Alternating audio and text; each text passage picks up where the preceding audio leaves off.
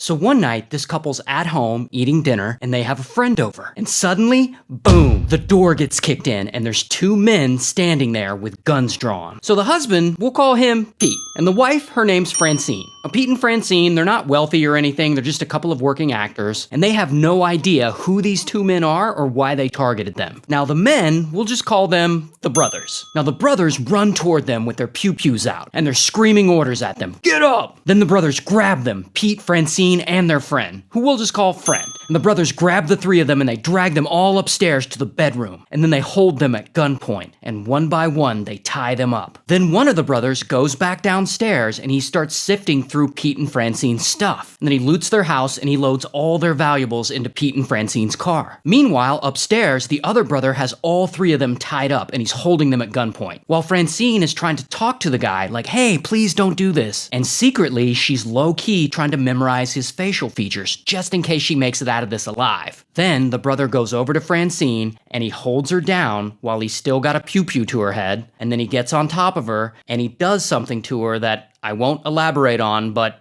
starts with an R. And then when he's done, he goes over and does the same thing to her friend. All while Francine's husband Pete is there in the room and he's forced to witness the whole thing. And when they're done, the brothers get in Pete and Francine's car and they drive away.